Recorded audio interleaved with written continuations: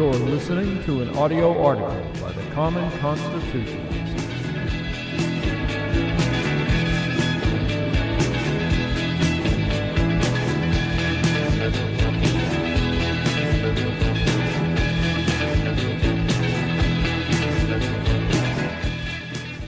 Today's article is entitled, "There Are No Rules When You're Being Attacked." In war, or frankly any military engagement, there are rules of engagement. If there weren't, things would descend into a chaotic free-for-all.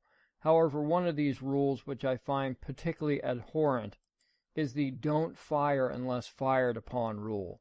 I don't know what idiot came up with that, but it's gotten a lot of our boys killed. I suppose some nimrod or group of nimrods decided that this is how we set ourselves apart from and above the savages we are and were fighting. While attempting to remain civilized is an admiral goal, it often does not translate to the real world, either on the battlefield or the streets. How many times have you heard dialogue in some action movie where one of the stars turns to the other and says, "Johnny, if you do such and such, you're no better than they are"? It's a wonderful sentiment which reinforces most of our desires to be the good guy in the white hat that rides in and saves the day. For in those scenarios, we always want to eventually see the good guy win and the bad guy get it in the end. Yes, we want to see the bad guy get it, but in a righteous way, so the good guy's image is not tarnished and we can continue to feel good about him. Well, folks, that's not how it works in the real world. In a one-on-one showdown between the good civilized guy and the bad savage guy, the good guy doesn't often win. And why? Because by definition, he is the good guy. And being a good guy means he has established an internal set of ROE, or rules of engagement. He, us, has pre-established boundaries he won't cross. The bad guy, the savage, the attacker, has no such boundaries. In an effort, either consciously or unconsciously, to remain civilized, we actually lose the savage animal instinct that we may need to survive an attack. Even the terms we use to describe the two has predetermined the outcome. The bad guy is the attacker or the aggressor. The good guy, or at least the innocent guy, is the victim or defender of the attacker. Now, who do you think will prevail in an engagement between an aggressor and a victim? They are called victims for a reason. Now, what would you do to protect yourself or your family? Most would say, well, anything. Well, I would answer, no, you wouldn't. I know you wouldn't, because for most civilized people, the very thought of the savagery necessary to not just survive, but to defeat an attacker is antithetical to society.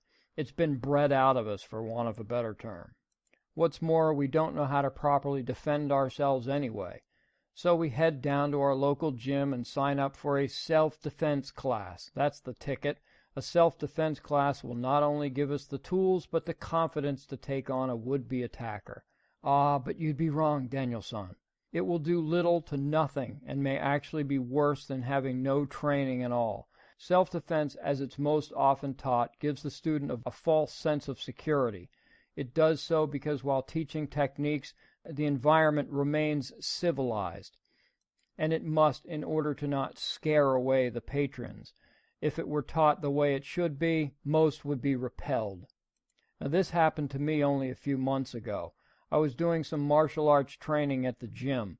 I was approached by the gym manager, who happened to be a female. I had spoken to her several times in the past, and we were friendly. She asked if I would consider teaching a women's self-defense class. I declined straight away, but she kept pressing, saying that women could really benefit and that many had requested the gym provide such training. I then had to level with her, telling her that I would not, in good conscience, teach self-defense. I would, however, teach the ladies how to severely injure, incapacitate, or kill an attacker. Well, that was enough for her. She was appalled at my attitude, as if I wasn't taking her request seriously. She even said as much. I told her quite the opposite, that if the gym was serious about teaching self-protection, they wouldn't waste their time teaching women something useless. We never spoke again. And this is the point. She, like most of civilized society, wasn't prepared to even hear of what must be done to prevail in an attack scenario, much less imagine themselves being the ones to inflict such damage. But this is what is required for you to be the one that walks away from an altercation without rules. Thank you for listening.